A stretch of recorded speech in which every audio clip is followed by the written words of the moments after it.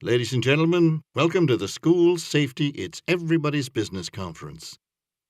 Please welcome to the stage our Master of Ceremonies, NBC Connecticut News Today co-anchor, Brad Drazen. This is an extremely important conference in light of the events that have happened here in our state and around the country over the past few months. And the Capital Region Council and Safe Havens International are proud to be hosting all of you here today. CREC is one of 6 regional education service centers in our state, made up of 35 school districts throughout the greater Hartford area, and they provide a variety of services to districts. Now, CREC transports, get this, more than 10,000 students to regional choice programs and operates school buildings and facilities. School safety and security is always paramount.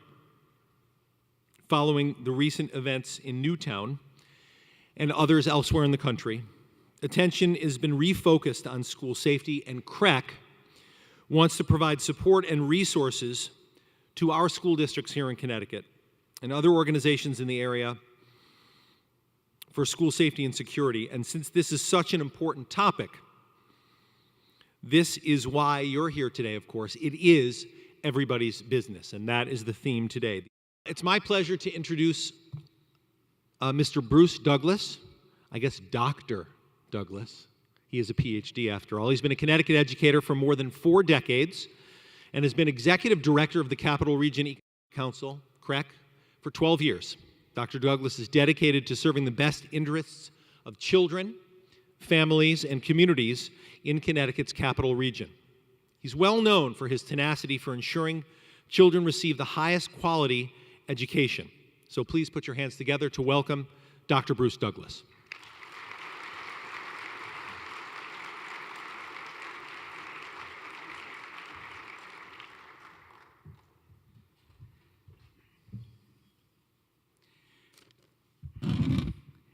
Good morning, everyone. It's a pleasure to have you all here this morning, and I thank you for coming. This is an extremely important event. In the past 6 months, the United States has been through a troubling time where we've seen extreme violence and horrifying results that have had a tremendous stress and sadness and despair to our communities, our country, and especially in Connecticut. At the same time, we've seen many acts of genuine goodness, of love for our children, our communities, and our neighbors. Additionally, we've seen acts of great leadership, including many of those of you who are here with us today, our rapid response teams. Congratulations, and thank you for all your good work. Mrs. Lodra, Governor Malloy, and members of the state police have all led us through these tough times and have served as role models for exemplary behavior and heroism. CREC is deeply honored to see so many people here from so many parts of our community. Each one of us was touched by the events in Newtown, and the diversity and magnitude of this audience is a testament to the resilience and perseverance of the people of the state of Connecticut. It is CREC's mission to support schools, teachers, and families and organizations throughout this state so that all of Connecticut's children have access to the best resources and will achieve at the highest level while attending schools in a safe and loving environment. School safety is one very big piece of our mission. We understand that there are many components go into keeping our students safe. We know that in order for our communities to be successful, school safety must be everyone's business. Only by working together can we ensure that our communities and schools are secure, welcoming environments where our students and families can flourish. Please know that CREC and our partners are here to assist you on this journey. We give our thanks to our keynote speaker, Mr. Michael Dorn of Safe Havens International, and to our many community partners and the sponsors with whom today's conference would not have been possible. We are grateful to be joined by many special guests for today's events. These courageous and dedicated individuals continue to work tirelessly to help our state heal and move forward. They are here today to help us not only restore ourselves in the face of tragedy, but to motivate and inspire us to look to the future and to make changes that will have a significant and lasting impact. Thank you and welcome.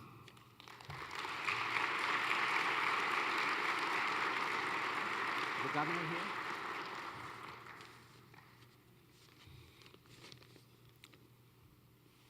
Our first guest has been an integral part to our state's journey since that fateful day in December.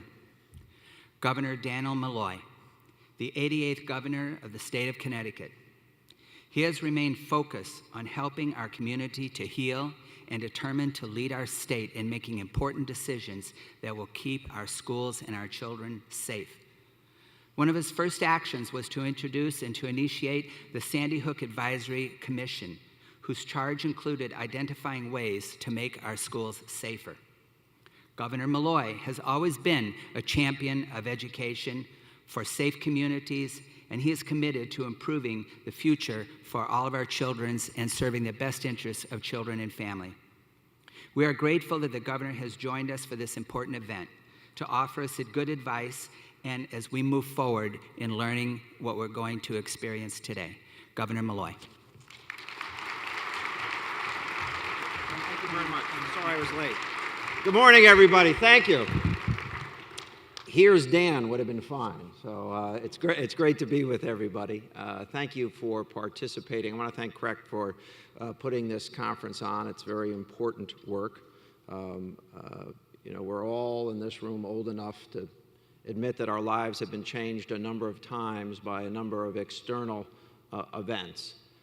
I don't think we ever predicted that one of those external events would have been what happened in Connecticut, in Newtown and Sandy Hook on December 14th. But reality is reality. It came to our doorstep, and we have to respond in a meaningful, purposeful, appropriate way, which means there's a lot of work to do to understand all of the things that we can do to prevent this kind of tragedy from happening in our state again.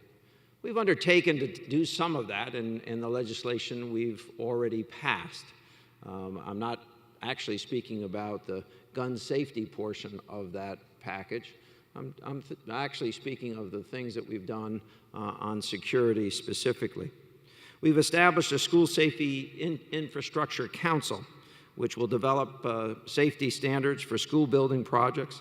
The council, which is currently in development, must have initial standards developed by January 1st, 2014, and then, of course, update them annually as may be necessary. That bill also authorized an initial $15 million in bonds for school safety infrastructure on a competitive grant making basis. This money will be used to reimburse towns for upgrades to school safety infrastructure. Details of these grants, the first tranche, will be announced shortly.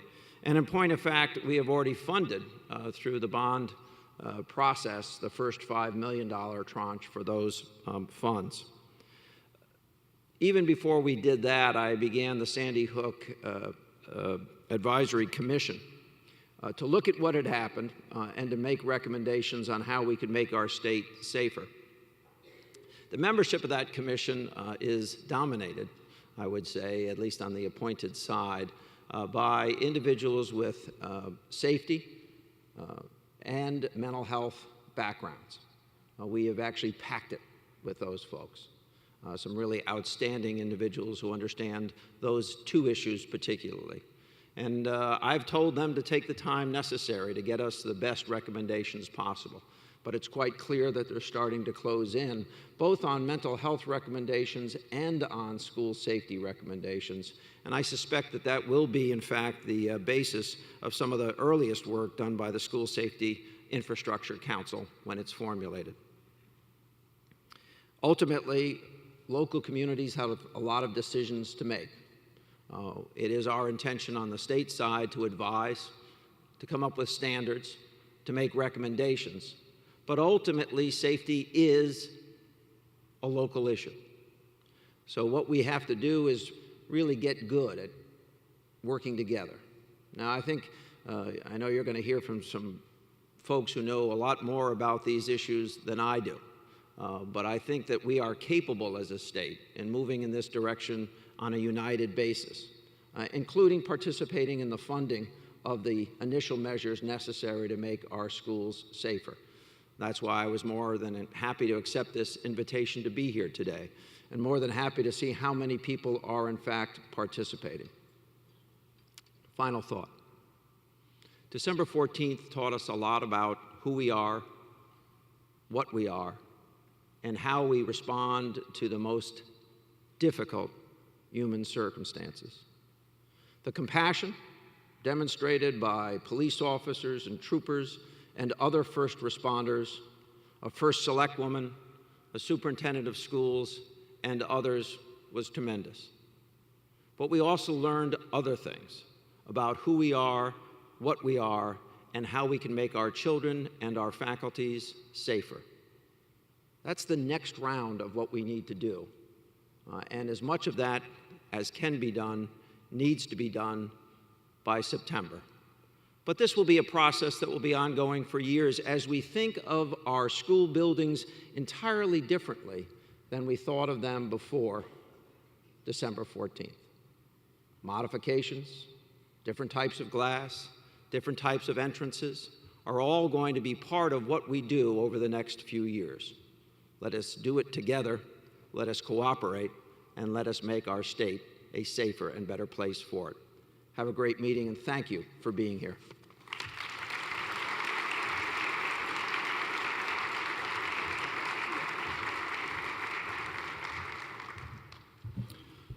Thanks so much, Governor. And one of the reasons why the governor came in from there, I don't know if you realize, but there's another conference going on up the hall that's a security conference. So I think he gave an address over there first as like a warm-up act. So if any of you are thinking to yourselves, is this the right one? We won't say anything, but if you want to sneak out, if you think you belong at the one next door, we understand. Thank you so much, Governor, for those words. And I know a lot of work has been done in Hartford already to move us forward from what was an unthinkable time to a brighter future in our schools. When we talk about CREC and the Capital Region, the epicenter of the Capital Region, of course, is the city of Hartford, and so it's my pleasure to bring up here as our next speaker the Honorable Mayor of the city of Hartford, Pedro Segarra.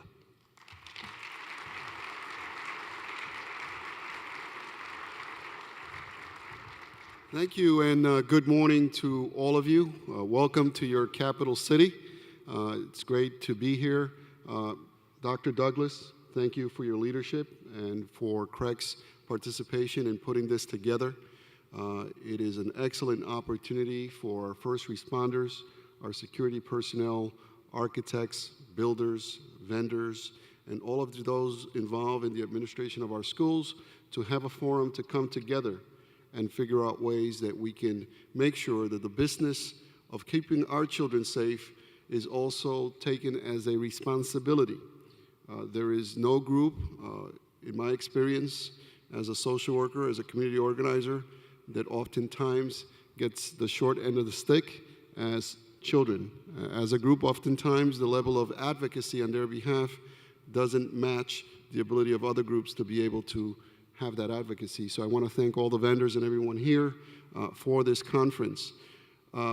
In the city of Hartford and in urban settings, we're now facing the dual challenge of not only keeping our children safe within the urban context, but also trying to protect our children against other threats as recent as the ones that have occurred in our nation and in other places. So I want to welcome you. I know that we're running a little bit behind schedule, so I don't want to go on too much, but I just want to thank you again for what you're doing and for convening everybody. And First Select Woman Pat Lodra, I want to again thank you and commend you for inspiring us mayors to also take responsibility in leading the charge for school safety and for gun control. So thank you so much for being here, and have a great conference.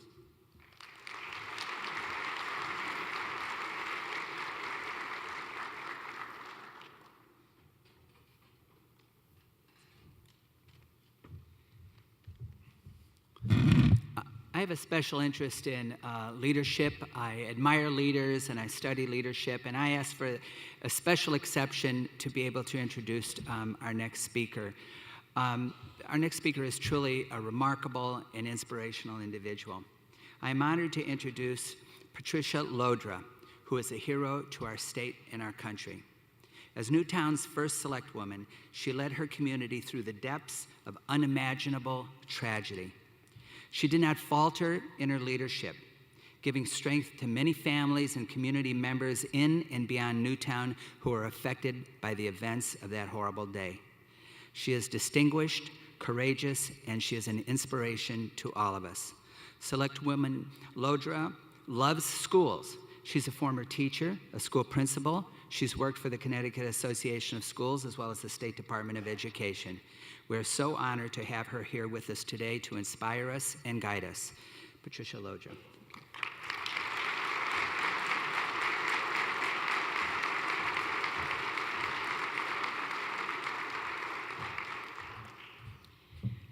Good morning, everyone. Thank you for that introduction. Those kind words are really humbling and probably much more than I deserve, but I accept them graciously. The issue of school safety is at the forefront of our thinking, at the top of our agenda, more than ever before. To think that 20 little first graders and 6 educators could be taken in such violence in a mere 5 minutes from beginning to end is almost incomprehensible. And this is in a school that did the right things to ensure the safety of the students and staff. The doors were locked, visitors had to be buzzed in, drills were regularly conducted, and internal communication systems were established. It is important to note, too, that this school is recognized by our community as a nurturing and inclusive place, a school that worked diligently to create a climate of caring and compassion. Students and parents truly love this school and its faculty and staff. Many will tell you that the school's commitment to a nurturing and caring environment was and is a core value practiced in every interaction with every learner. So for us, the shock of the horrible shooting was magnified greatly, given that all of us knew Sandy Hook School as a special place that seemed to do everything right. We don't know why this school was chosen by the shooter as the place to injure and kill so many innocents. His time there a mere decade ago was unremarkable, a standard elementary experience. Maybe the school was just a target of opportunity. Maybe because this young man was familiar with the general layout. Maybe because he wanted the violence to be extremely horrible. We don't know. Maybe we will learn more about his motivation over time. What we do know now, however, is that this violence can happen anywhere. As my town of Newtown struggles with how to address the parent and community concern for school safety, I find myself in conflict around core values and realities. I want to say that what happened to us was such a random act, a true anomaly, such that we should not leap to the conclusion that we are unsafe in our schools. I want to believe that our practices of locked doors and controlled access, trained and vigilant faculty and staff, effective internal and external communications, a positive and inclusive school climate, and a well-defined and practiced safety plan are sufficient and appropriate, and that we are safe from harm. I want to believe that we can balance the natural risk of just being alive with the current practices and tools. To think that elementary schools might be targets for violence is so anathema to me that I simply cannot make sense of it. However, the reality of what happened forces me to move outside my comfort zone and consider safety measures and strategies previously only applicable to major lending institutions and federal buildings. I am concerned, though, that our focus on making our schools safe from those outside through the use of police officers and security guards is communicating to those inside that we are in danger, that the only way to feel safe in a school is to be protected by a person with a gun. I am uncomfortable. It's my personal thing. I'm uncomfortable with armed guards at the doors of our schools. I just can't make it work in my head. It matters to me that we help our youngsters and our families regain confidence and that we build resilience so that future crises can be less damaging. Today in Newtown, every school building, including the elementary schools, has a full-time police presence, fully armed and on duty for safety purposes. In addition, all of our schools have unarmed security officers. For some in our community, and certainly those from other communities, this is an excessive response at a cost that is prohibitive, and a response which communicates to all that we feel under threat, that we don't believe that what happened to us was an anomaly, unlikely ever to be repeated. All I can say to that is that right now, at this time and under these circumstances, we in Newtown need to do whatever is necessary to relieve the anxiety and ease some of the pain associated with the killing of 20 little kids and 6 educators. Our journey of recovery is long and difficult, and we must take some steps now that otherwise would not be necessary.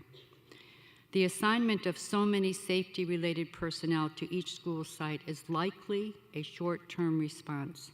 I am hoping that over time we are able to pull back from armed police in our schools, and that in the meantime we have invested money and expertise in hardening our buildings so that intrusion is much more difficult. Also, that we vastly improve our uses of technology to monitor activity in and about school buildings, and that we as a society do a better job in identifying, supporting, and intervening with persons who themselves are struggling with mental health issues that might be jumping off points for such violence.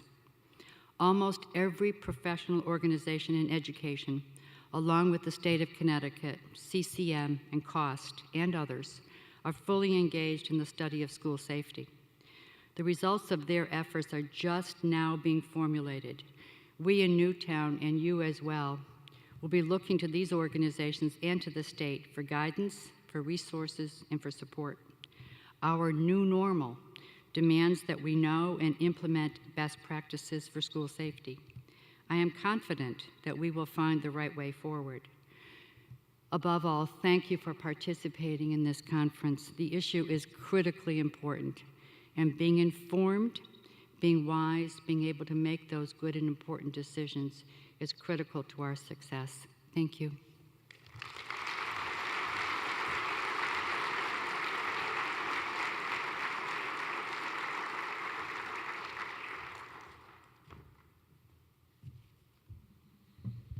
Thank you so much for your leadership through what's been a very difficult time. And it's extremely important to have you here today, so really it's wonderful to have you. The next person I want to bring up is someone I've known for the entire time I've been here in Connecticut, which dates back to the year 2000. He has served us in the state of Connecticut as a member of the Connecticut State Police for more than 2 decades, and for the past 12 years has been the primary media liaison between the Connecticut State Police and all members of the media here, both electronic and print media. And those of us who are in the media have known him for that entire time as being a real, straightforward, no-nonsense kind of guy. Not the kind to play favorites, always delivering important information only when all the I's are dotted and T's are crossed. That's how we've always known Lieutenant Paul Vance. In December, he became not only the leader of disseminating information, important information in our state, but he was thrust into the national and international spotlight. And I have to say, under unbelievably difficult circumstances, under duress from a sometimes overzealous media, he showed his true colors and stuck to what he knows best, and was true to his own self and training and represented the state of Connecticut in a remarkable, dignified way throughout the entire process. So it's my pleasure to bring up here the media liaison for the Connecticut State Police and my friend, Lieutenant J. Paul Vance.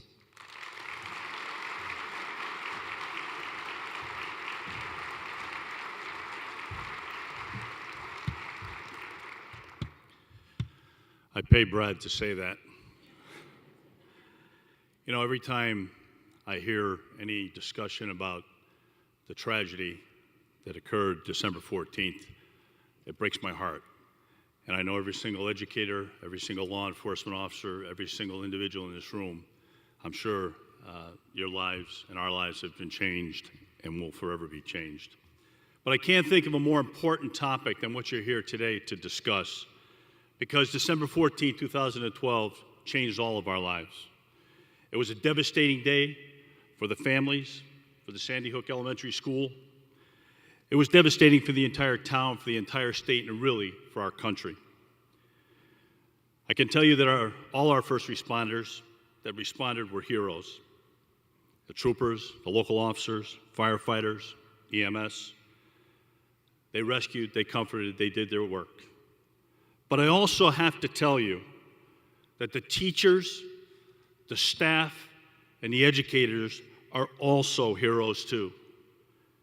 Educators are the first line of defense for the children that are trusted, whose care is entrusted to them every single day. And as I look around the room, I see many first responders that agree.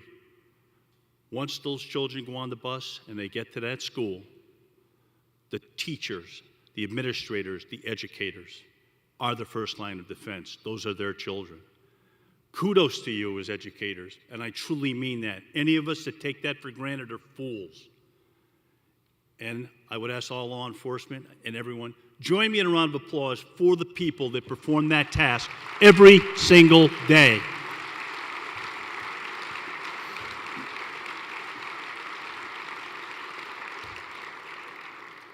None of us ever want to see a repeat of this type of horrific event and tragedy that occurred. That's why these types of conferences are so important. I believe that sharing as much information as we possibly can will benefit us all. There's no Band-Aid effect. There's no cure-all for keeping us completely safe. Let's be honest, it's not totally possible. But having awareness of safety issues that could lead to prevent a possible tragedy in the future is a darn good first step. Our job is to protect our children, whether at home, in school, or even on the playground. No doubt, children are our most vulnerable residents. We can't turn our schools into fortresses. We know that. Schools must continue to be welcoming to all of our kids, all of our children, and faculty, as well as visitors. Your keynote speaker today is committed to school and campus safety. I know you will learn from him and take ideas back to your individual locations. As the governor said, it's a local problem. It's a problem that we're all going to work on together, but each individual school system I know will benefit from today. I urge you to pay attention, to take notes. Our schools are designed as a place of learning, but now, in 2013, we know schools must be designed as places of safety. That's the bottom line, and that's what you will take away from here today. I thank you for inviting me here to this conference. I commend you all for being here. This topic is super important, and I wish you well. And remember, this is everyone's business. Thank you.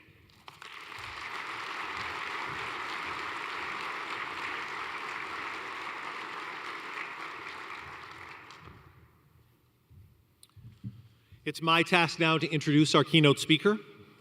And because he wants to get right to the meat of why you're here today, I'm going to give you a little background on Michael Dorn so you know where all this information is coming from and the depth and breadth of his experience. Michael Dorn believes that children can learn more if they attend a safe, orderly school which provides a caring and supportive environment. He also believes that every person in this room, all of you here today, have incredible power to profoundly affect the lives of children. He's an international authority who has keynoted from Virginia to Vietnam. He currently serves as executive director of Safe Havens International, which is a nonprofit global school safety center. Safe Havens analysts have assisted with school safety, security, climate, culture, and emergency preparedness assessments for more than 5,000 public, charter, parochial, and independent schools. Mike Dorn became a police officer at the age of 18 and was rapidly promoted 3 times before being appointed as the chief of the Bibb County, Georgia School System Police Department at the young age of 27. He was appointed as the school safety specialist of the Georgia Emergency Management Agency, Office of the Governor, in August of 1999. Then in April of 2003, he was selected as the state anti-terrorism planner, and a few months later named lead program manager for the terrorism division in the Georgia Office of Homeland Security. He's a prolific writer, having authored and co-authored 26 books on school safety. Michael is a graduate of the 181st session of the Federal Bureau of Investigation National Academy. He was selected for a fellowship to participate in a delegation of law enforcement executives to the State of Israel in June of 1998 and received 2 weeks of intensive anti-terrorism training by the Israel National Police, Israel Defense Forces, and the Mossad. Michael's work has taken him not only to the Middle East and across America, but to Mexico, Canada, Central America, Europe, Asia, and South Africa. He was selected, along with 5 other Safe Havens analysts, to help develop training programs for President Obama's White House School Safety Initiative, and has a new book, Staying Alive: How to Act Fast and Survive Deadly Encounters. It's due for release and will be in bookstores in the fall. It's my pleasure now to introduce the keynote speaker for today, Mr. Michael Dorn.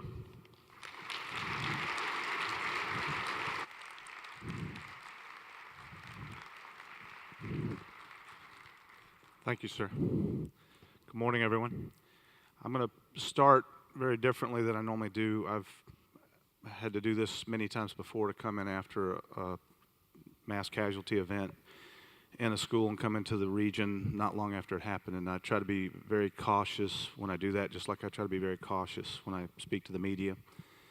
The first thing I want to tell you is many of you in this room know more about what happened at Sandy Hook Elementary School than I and my analysts do.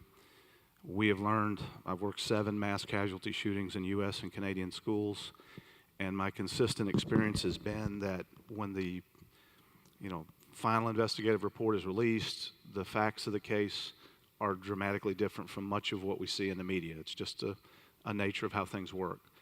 So I want to make sure everybody understands, I'm going to teach largely what I would have taught on December 13th. Of last year. I'm not going to be covering what I think happened, what should have happened, didn't happen, might have happened, could have happened. I really don't know. So nothing I speak of today should be taken in any way to reflect on the incident, because I just simply don't know. And I'm very concerned that there's so much of that type of speculation going on. I just keynoted a state conference, and somebody did a breakout session on what really happened at Sandy Hook. And I know for a fact the instructor doesn't know what happened at Sandy Hook, because they don't have probably any more information than I have. So I just want to context this. That said, as a father of a 4.5-year-old child, our analysts, most of whom have school-age children, our hearts and prayers go out to this state, to the community of Newtown, and to the school and public safety officials, parents, and so many who have to cope with pain that I can't even begin to imagine or comprehend. God bless you all.